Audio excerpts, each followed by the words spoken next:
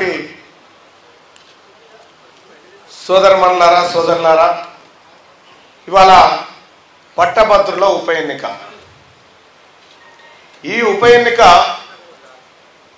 ఎందుకోసం వచ్చింది అన్నగారు చెప్పారు ఇప్పుడే.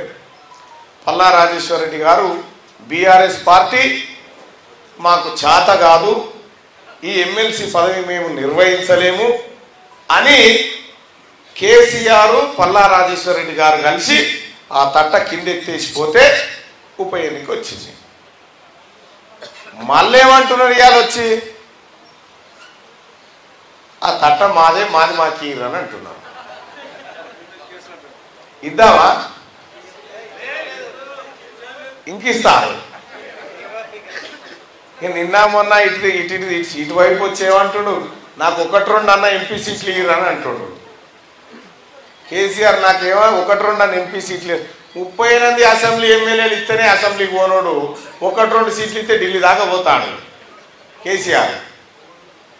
కాబట్టి సోదరులారా, ఉప ఎన్నికలను పుట్టించినోడు, పట్టభద్రుల ఆశయాలను నడి రోడ్డు మీద వదిలిపెట్టినోడు, అసలు ఈ పట్టభద్రులకు మాకు సంబంధమే లేదని వెళ్ళిపోయిన పల్లా రాజేశ్వర రెడ్డి వాళ్ళ అభ్యర్థి, వాళ్ళ పార్టీ ఈ కొత్తగూడెం చౌరస్తాకు వచ్చి ఆ చౌరస్తా దగ్గర అమరవీరుల స్తూపం దగ్గర ముక్కు నాలకు రాసి క్షమాపణ చెప్పి వెళ్ళిపోతే తప్ప మీరు ఓటు అడిగే హక్కు లేదు మీకు. ఎందుకు చెప్తా ఉన్నా, నీకు చేతగాదన్నావు. ఒక కథ ఉంటుంది, జరా మీరు వినాలి బాగా ఈ కథ. సరేగా పిల్లగాడు ఎత్తి పడుకున్నాడు కదా అని మంచిగా పెళ్లి చేసిరు. పెళ్లి చేసిన తర్వాత 1 రోజు 2 రోజుల 3 పొరగాడు ఆయన వెళ్ళిపోయాడు. వెళ్ళిపోతే సరే ఇక పోయినోడు పోయిండు కదా అని అంతో కాదని అందరికి ఎరిక అయిపోయింది. ఏమి లేలే నేను మళ్ళీ వస్తున్నాను ఉరికొస్తుండే. ఇప్పుడు ఇక గట్లే ఉంది కథ. మన ఊరు భాషలు చెప్పాలని ఇట్లే చెప్తారు. ఎందుకు చెప్తున్నా అంటే, ఈ తెలంగాణ రాష్ట్రంలో ముఖ్యంగా వరంగల్, నల్గొండ, ఖమ్మం పట్టభద్రుల ఎమ్మెల్సీ స్థానానికి 9 సంవత్సరాల పాటు నువ్వు ఎమ్మెల్సీగా ఉన్నావు కదా. ఈ కొత్తగూడెంలో ఉన్నటువంటి ఏ ఒక్క పట్టభద్రులన్న కలిసిందా పల్లా రాజేశ్వర రెడ్డి? ఒక్కరికన్నా కనీసం ముఖ్యమంత్రి గారితో అపాయింట్మెంట్ ఇప్పించిందా? ఒక్క ఉద్యోగి బాధనన్నా ఇన్నడా? అసలు ఈ ఉద్యోగుల కష్టాలేంటి, ఈ నిరుద్యోగుల తిప్పలేంటి ఎన్నడన్నా ఒకసారి ఆలోచించిందా?